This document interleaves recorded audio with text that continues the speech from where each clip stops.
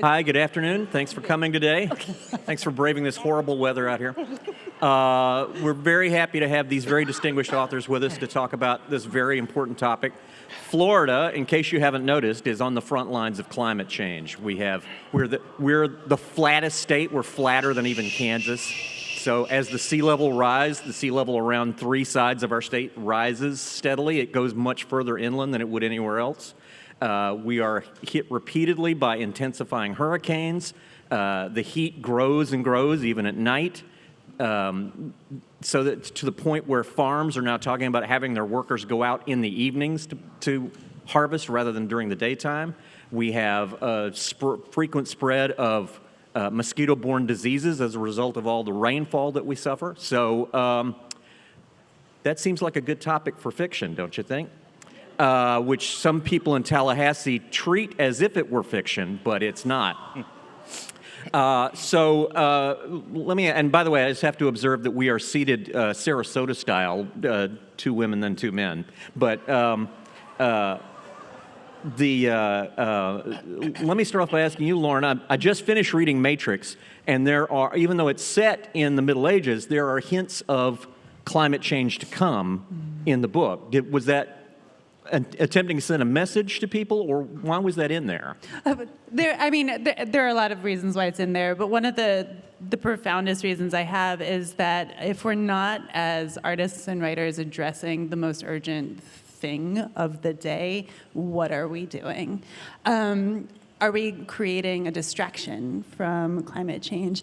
And the other thing, too, is this Matrix is the first in sort of a very loose triptych. It's not a trilogy, but it's a triptych in which you skip through time over the course of 1,000 years, and you sort of see the way that the church has played a very profoundly negative role when it comes to the environment. So it's part and parcel of this larger 3 parts singing that I'm doing with these 3 books.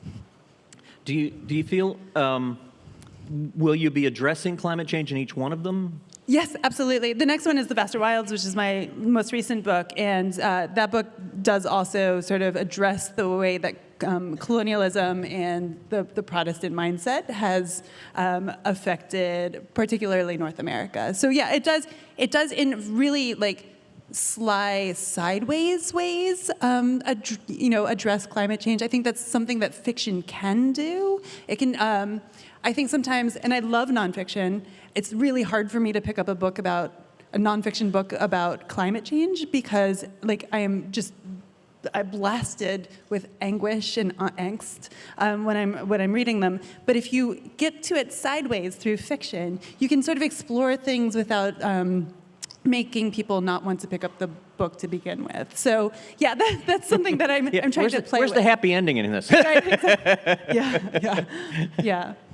Great. Okay.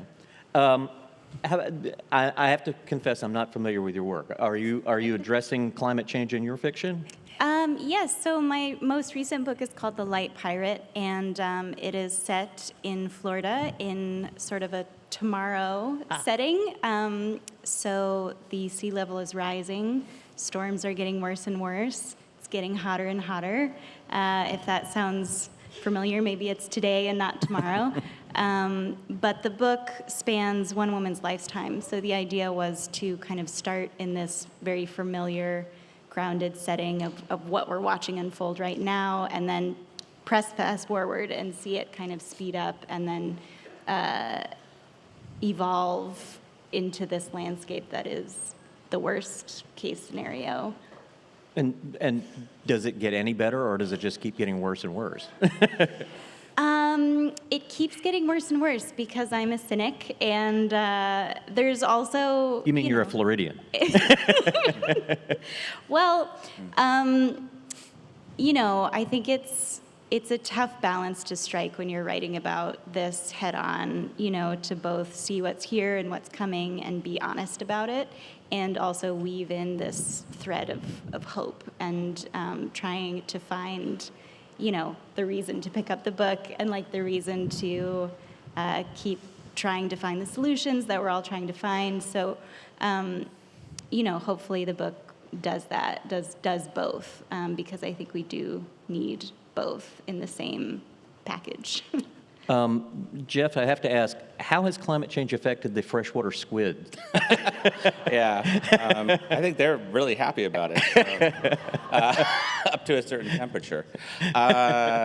This idea of hope we were talking about backstage is actually kind of interesting because it depends on what kind of hope you're hoping for. Like in my novel Born, I consider it a best case scenario. It's set in this ruined city of the future with biotech that's kind of gone wild and people scavenging among the ruins, but forging a life, forging community, trying to forge relationships, trying to work communally in many cases. And a lot of people see it as a dystopia, maybe because there's also a giant murderous kaiju-like bear in it that flies. But the point is that at the end of the novel, I find it extremely hopeful because people have survived. They are, again, trying to form relationships, communities. They're doing more than just scrabbling for a living, even if it is amid the ruins of our civilization as we know it. So it's really a question of what you see of as hope or positivity. We're at a tipping point where we are extracting so much from this planet that it's really hard to see a life. Whereas at the end of another novel I read, the character longs for being able to drive an SUV again. That's just not going to happen in the future, even with electric vehicles, for a variety of reasons. So there's that, and then there's the idea that Lauren was talking about, which was this idea of, really grappling with how directly do you deal with climate change in your fiction. And I would argue that, like Lauren said, there's flooding in New York City subways, for example. So if you're writing a contemporary novel in New York City, in theory, you're still able to, it's still part of the landscape that the climate is changing, and things are happening because of that. But then also you pick your spots. So in Absolution, this new novel I've written set in the Southern Reach, the reports of what's washing up on the beach are the subtle signs and symbols of something happening. And since Area X, this thing that happens in my books, is often equated with being a parallel to the effects of climate change or something like that, I'm using these reports that are actual things that they compile all over the coast of Florida as to what comes up on the beach every week. It's actually a report that they file. It gets stranger and stranger, and that kind of gives you the sense of something bad is beginning to happen, without it having to be the central thing in the narrative. And sometimes that's more effective with a reader. You kind of feel that in your body over time, more than if you're just told something in a novel. So. Lauren, let me ask you, actually this is a question for all of you. Do you get pushback from the readers saying, I turn to fiction for escape, why are you rubbing my nose in reality? Or do they welcome it?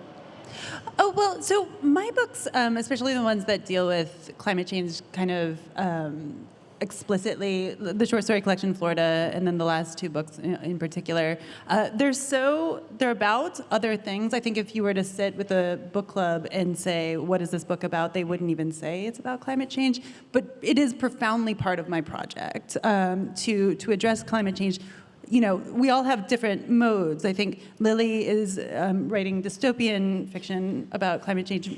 So is Jeff in some ways, and science fiction and fantasy. We need as many different ways to talk about this incredibly powerful thing that is happening to us that we are doing. And I'm trying to find a way to talk about climate change through this sort of maybe more New Yorker fiction, and to try to sense out ways, not to say that these are not, but to try to maybe more realistic fiction, which is something that Jeff addressed last night, but to try to find ways within these constraints to sort of push against the things that we expect from climate fiction, right?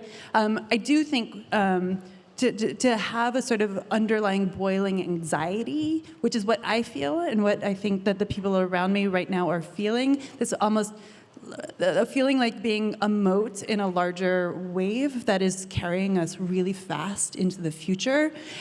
All of these things are reflecting the reality now in a way that feels to me like truthful to my experience of it. And so I think that is one mode of talking about the really difficult thing that is going to happen. And it doesn't necessarily project into the future other than with a generalized sort of vague dread, right? Which is also true. It is also part of the reality, right? It's also something that that is reflected in the people that I know.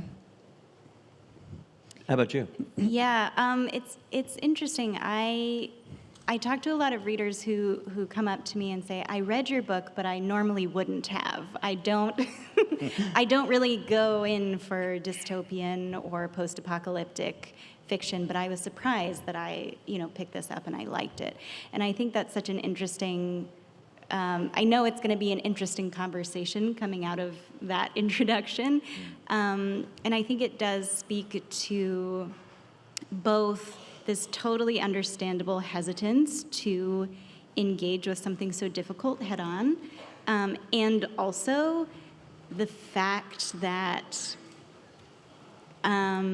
if one does, there is comfort to be taken from that, because we are all feeling this sort of undercurrent of anxiety and doom and fear. I think that's a really collective experience that we're all having. And so there is an unexpected balm, I think, in looking at it head on, identifying it, and exploring it a little bit. And so, that tension is really interesting to me, the fact that, and I totally understand this feeling of like, I'm trying to relax. Like, I want to read something with a happy ending, please.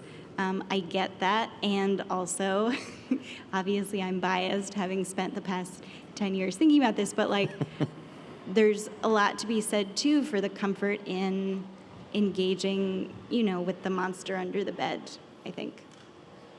Yeah, I mean, I like this idea of different approaches. And, that also includes humor. So in my novel, Born, I was really happy that there were a lot of opportunities for humor to express itself, even in this context. Because I think when we take out the full gamut of emotions, we're kind of like restricting ourselves to something that isn't reality either. Because even triage nurses make darkly humorous jokes about their job because it's a way of coping, right? And then also this idea of range. So the funny thing is that 80% of most of my books are mundane scenes that don't have anything weird in them if you really look at it.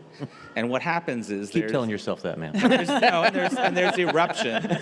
There's eruptions of strangeness. And so this kind of allows me to rove pretty widely. So, I talked to this environmental science class in 2016, and their complaint wasn't about climate change. It was about, Jeff, annihilation is too subtle about climate change. Could you write something more direct? And so you ask yourself, how do you write something more direct without being didactic? So I came up with two approaches. One was formally experimental surrealism in Dead Astronauts, which is basically goes back to my roots as a poet and has a lot of prose poetry and unconventional narrative, formal experimentation in it. And is very surreal and weird all the way through. And then Hummingbird Salamander, which is a realistic kind of mystery thriller where the central environmental mystery allows a lot of exposition about climate change and the environment to actually be clues in the mystery, so it becomes alive. It's not just backstory or information on the page, it's actually living information that's vital to the plot of the story. So I think we're all searching for different ways to approach this that appeal to readers and also have an organic, you really want to write this organically. It's not because you're just trying to appeal about a topic. And so I think we're all kind of searching for those different modes, and we all have different strengths too as writers. So we have to also, I think, in areas where it's important issues, this and other issues too, be aware of what our weaknesses are and not actually write the book we shouldn't just because we want to address an issue. You brought up an important point. I just want to mention one of the most famous examples of dystopian literature is The Last Babylon, which was written by a Florida writer, Pat Frank, and is set in Florida after a nuclear holocaust basically wipes out America. He then wrote a comic version where there was a nuclear accident and a guy who'd been down in a mine is the last man on Earth who can still procreate. Everyone else is sterile. And so he becomes a government asset. Basically, the government rushes in to protect him. Sounds amazing. and so I was wondering, how far can you go making fun of this situation? I mean, is there a limit? I mean, He was making Are a you serious asking me? point. Yeah, he was making Okay. a serious point, but doing it in a comic way. Well, I mean, I found a way in Absolution. It wasn't climate change, but it was quite interesting to me. It's like, I am a connoisseur of weird fiction and the uncanny moment, and it's like the delivery system for that really depends on character. So I have a kind of a tech bro government guy who is really outrageous, like a CEO of whatever, as a viewpoint character. That's kind of what it is, and honestly, it's based on like every CEO I ever met when I was working for a contract with the state of Florida. But so it's not. So some people are going to think it's like over the top, but it's actually like really a person.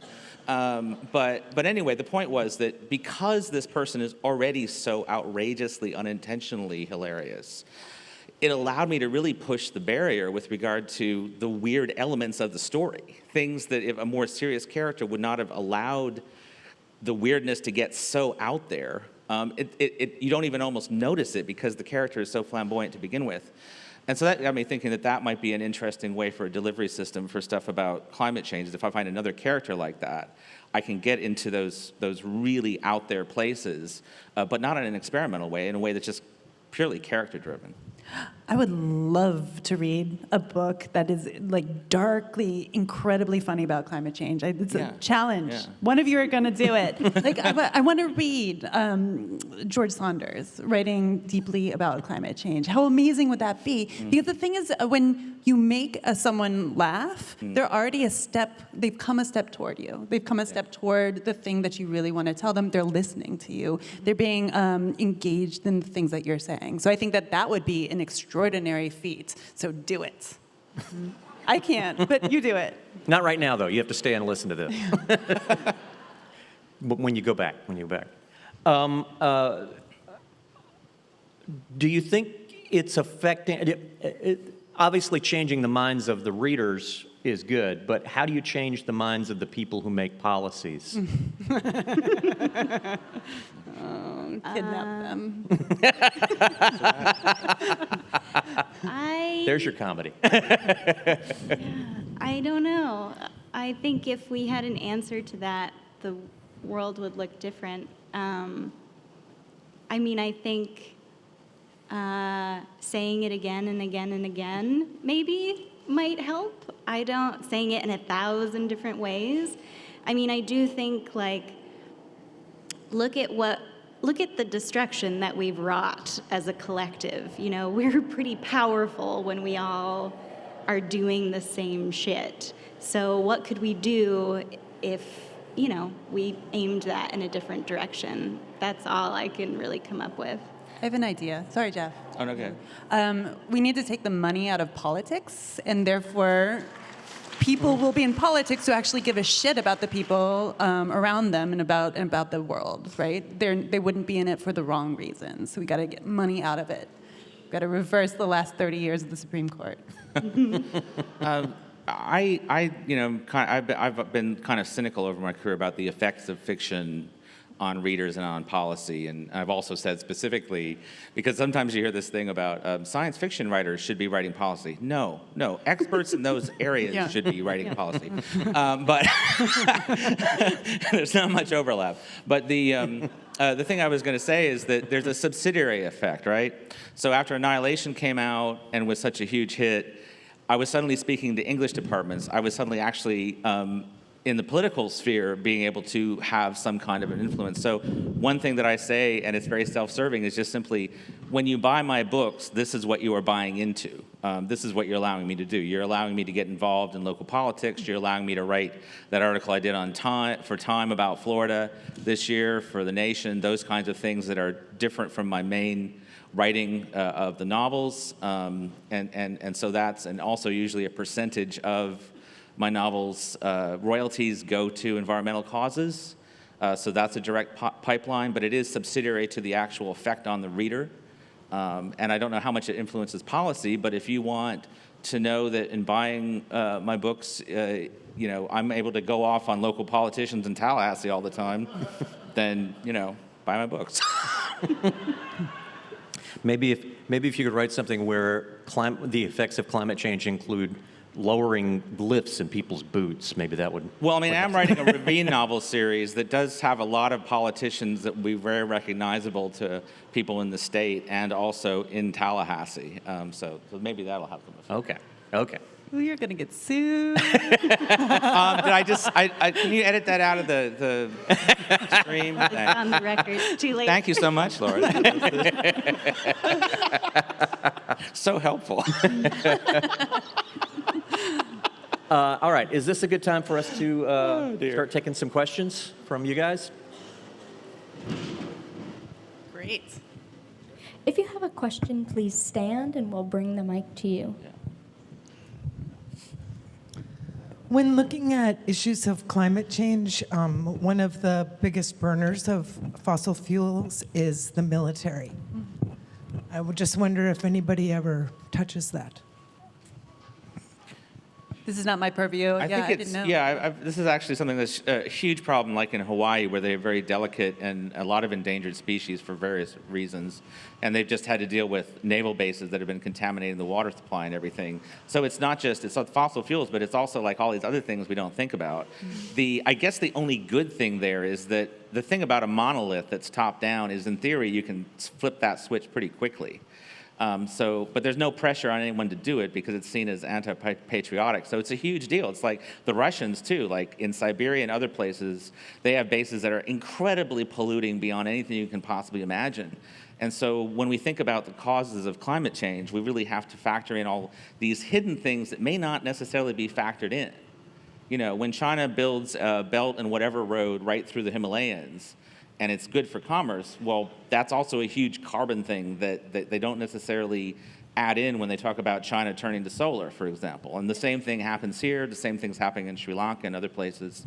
And so we really need to be better about the hidden costs for sure, otherwise the equations don't actually add up that we're making progress.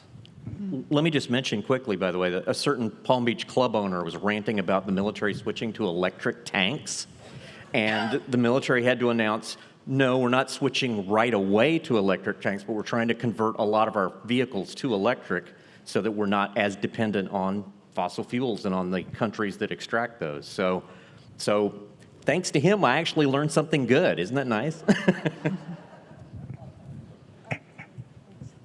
Hello, this has been a great discussion, by the way. I'm really enjoying it. And I'm from Ithaca, New York, and originally Canada. And my daughter's turning 30 in April, and one of the discussions within her cohort is whether or not to have children. And I'm sorry, I haven't read your books yet, but I will. Do any of you have children in your books, or have that as anything that you touch upon? I'll take that one. I have thought about this a lot, and as someone who doesn't want children and doesn't feel that I'm sacrificing anything by not having them, I'm a little bit biased. But in terms of like the fiction that I'm writing, in The Light Pirate, which is my most recent book, which aligns with this the most, it felt really important to center characters who were passing on information and lessons, not through bloodlines, but through just the care of teaching the next generation, and really wanting to kind of step back from this sort of obsession it feels like we have with a generational line, and think of a new way that we could be informing a future generation. So that's something that I think is a theme that runs throughout the book, and I appreciate the question. It's both you asking it and your daughter asking it of herself, too. I think it's really important. That's a great answer. This is an explicit line in a lot of my work, actually. So in Florida, the story collection in particular, one of the anguishes is that the protagonist who recurs in a lot of the stories has children in a time of climate change, right? And this is not autofiction per se, but it is something that I think about a lot. What did I do bringing these children into the world? I mean, there's a profound moral issue here that I think we haven't quite grappled with.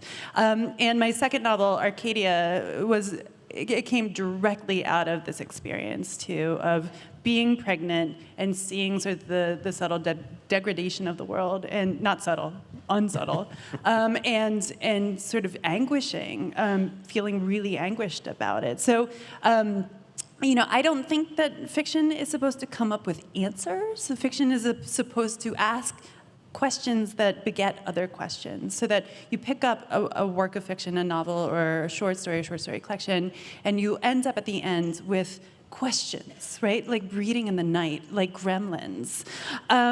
So yeah, it's explicit in all of my work, I think. Yeah. I think Born is the one where I grapple with family and the idea of what is family and where do you find it. And for my own part, I have 2 amazing stepchildren. And that's just such a gift for me because I personally have never wanted children for some of the grappling reasons you talk about. But it's also been such a gift and so eye-opening to actually have the gift of having stepchildren that I don't know how I would have felt about it at a certain point if I didn't have that. So let's be honest too, and just to add, the idea of having children, while it is morally fraught, is also an idea of hope in some ways too. So there's also that profound dimension as well, that it's a hopeful act. Even if it's a foolish act, it's hopeful, right? It's like it's noble and utopian, and like all utopias, it will probably end in failure, right? So. But also, like you said, there's this weird kind of impulse that everyone should have children. Right. Right? Like it's an overwhelming thing. It's like it's even built into how our economy works in ways that are actually kind of irrational if you think about it. It's like, oh, we need more older people, otherwise more younger people. We need to have more people or our system will collapse. Right. It's a Ponzi scheme. What? It's a Ponzi scheme. Sure. Who else? Hi, me.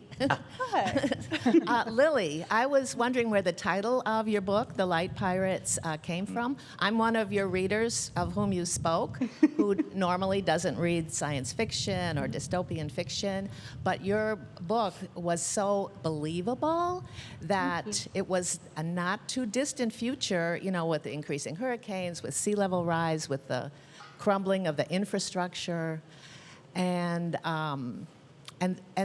for people who haven't read it, I think it had a happy ending. It's like the resilience of the human spirit in the face of all this destruction.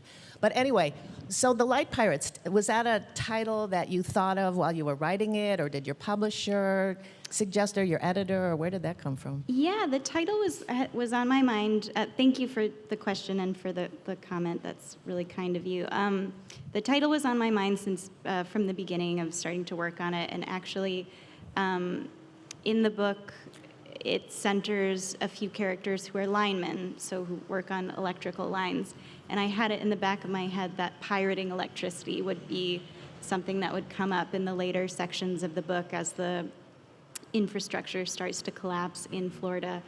And actually, the narrative took a different turn, but I was so attached to that title, I was like, how can I still make this work? So in the end, besides thinking it's cool, the way that I rationalize the title to myself is, by taking this idea of a pirate, which is like often mostly a negative word, right? Something scary, and repurposing it as something that is bright and can be hopeful. And of course, the theme of light is working throughout the book as bioluminescence, but also as, electricity. And in fact, my publisher didn't like the title and wanted me to change it and sent over, as they do, a list of potential alternates, which were very humorous to me and reaffirmed my commitment to the title that I had chosen from the outset. So I'm glad that you like it. I will let them know.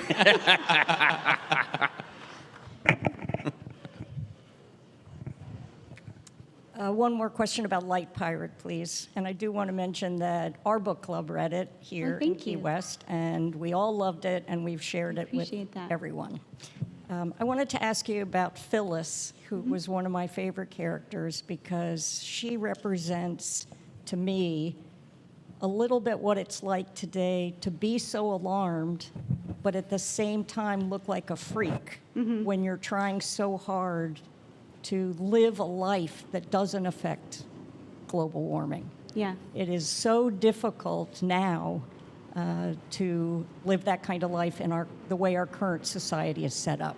If you could address Phyllis as a character. Sure, yeah. So for a little background, Phyllis is a character in the book who is a survivalist, who is kind of she's reading the writing on the wall and is preparing for it in a way that looks pretty kooky to everyone else, and is kind of destroying some of the relationships in her life of people who just want to continue as they are. And it turns out that, Phyllis is right, and all of this is really going to serve her in later sections. And it's been interesting thinking about Phyllis over the past couple years that we've all shared.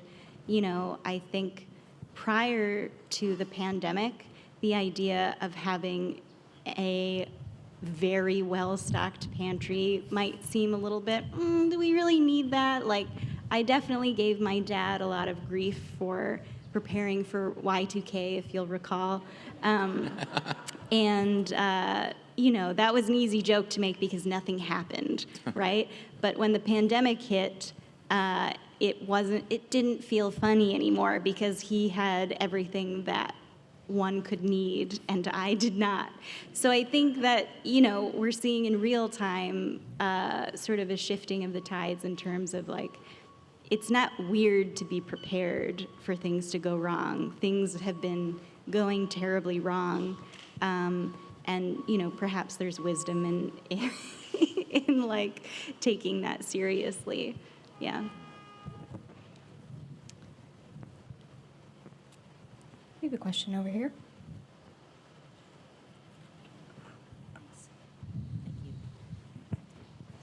As an aging boomer who grew up at a time when environmental concerns were really nascent and where abundant resources and wide open space was considered part of our American patrimony, now we're facing, contraction of all of that.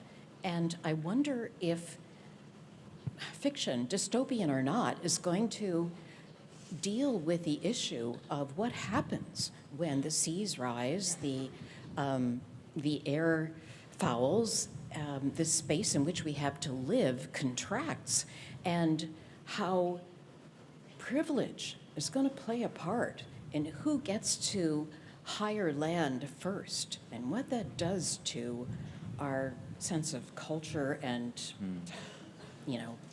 egalitarianism and community. Are any of you dealing with that in your current work? Well, it's reality right now, actually. It's happening in a lot of places. So it's gone out. It's not fiction. It's reality. It's what's happening. It's just we don't always appreciate that it's happening. So that makes it kind of an interesting puzzle for fiction in part. Yeah, I think people are already addressing this and have been for a while, for sure. If you read widely enough in climate fiction, it's one of the underlying, boiling anxieties. Yeah. Yeah, I agree.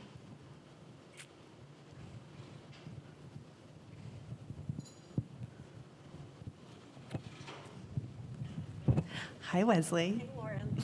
I feel like we keep hearing about this other book, so we should hear about Lauren's books a little bit. So I've been thinking a lot about the Vaster Wilds and also Matrix, and how, thinking about you as a writer, that you're sort of living in those worlds, those early times when, sort of long before boomers, when there were a lot of trees around. And I guess I didn't really think about the Vaster Wilds as an environmental book. I really thought of it as, like a beautiful new literary way to get into historic fiction. But I just wondered what it's like to sort of have spent all that time living in that early American landscape, where struggle was such a big part of it. And I mean, I guess I've read enough about why you wanted to go there, but I'm just curious what it was like to sort of live there for those years of writing that. Yeah, thank you for the question. So just to fill you in, this book is about 1609 or 1610 in the starving time in Jamestown, and my protagonist flees the fort into what was to her an untouched wilderness. Of course, there were Native Americans, but she, being a colonist, doesn't see this.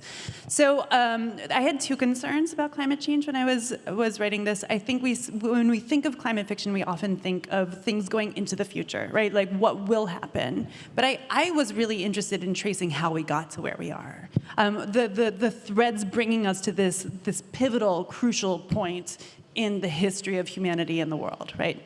So that was one of the things. And then another thing that I was really deeply interested in, it came from reading The Overstory by Richard Powers, which I think is a profound and phenomenal book.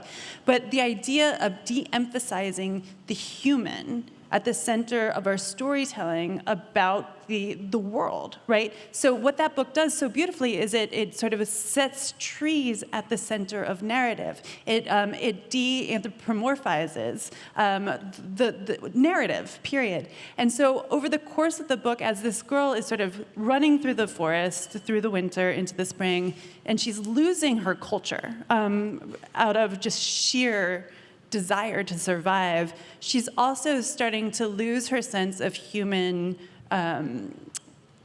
primacy, right? Which has been given to us through the religions that we have been fed, right? And she starts to see the world as, it comes up to meet her as an equal. The world and she are equal.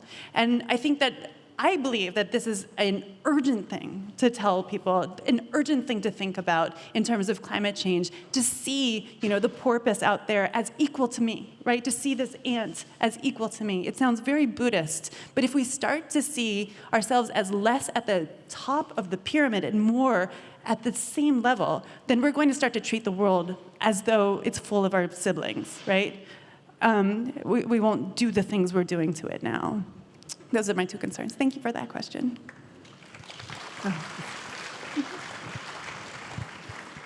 Yes, to follow on that observation, it seems we're in a war between Mother Nature and humankind, and I'm interested in thinking about the situation being one in which Mother Nature is taking the offense because we're doing defense, and whether, what do you think about being sympathetic to the other side? With seeing us as the, anyways, talk about seeing a war in which there's a conscious process going on the other side in nature that may be a good thing. Oh, nature's gonna win. And that's beautiful, right? That's a source of hope. So there's this amazing, sorry everybody, but there's this amazing Japanese deep drilling project where they're going deeper than anyone has ever gone into the crust of the earth. And at every single level, they have discovered life. And I find that so profoundly moving and beautiful to imagine that even without humans, life will be fine. Life will be here on this planet. That's a good thing. I think nature's going to win. It's okay. We personally are not meant to live forever. We as humanity are not meant to live forever. I think that I kind of have to push back on the foundation of the question because also the issue is that we have a lot of moneyed special interest imposing things through corruption, basically, institutionalized corruption, like just take Florida. If you were to move a couple of county commissioners a different way, you'd have vastly different results with regard to thousands of acres in this state. And you often have national-based, huge home building companies imposing through money on this state. And the thing that makes it even worse is that they're basically terraforming by using a cookie-cutter design that doesn't even fit working in a floodplain or something like that. So what you have is you have a bunch of corporations, billionaires, developers, et cetera, who are able to create a narrative that it's humans versus nature, that we're all complicit in the same things. And they do it through influence and money. And that is the thing clogging up the arteries, along with the fact that they've allowed a lot of deregulation. So a lot of sensible provisions, like to help climate change in Florida, we just need to do the things we already know how to do. We don't need a utopian solution necessarily. We just need the ability to do the things that you used to be able to do and not have everything be deregulated and not have legislators in the state Senate and House proposing absolutely absurd, stupid-ass bills. I mean, it's that simple. So I use Florida as an example But, but that's happening everywhere. Our dilemma is also in a lot of other places. It's just ecologically, because, as I said last night, the way the water works here, it's more damaging here than in a lot of places. I mean, it's still damaging there too, and it's damaging to them. I'm not trying to say it's not, but so we have to really look at this too. And this is also really difficult for novelists, because it is easy to just try to make the conflict one thing.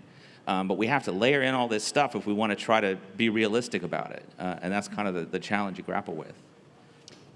Yeah, I mean, I couldn't agree with you both more. I think also just the template of winning and losing is such a human idea in and of itself, right? And I think if you were to ask Mother Nature the same question, she'd be like, what are you talking about?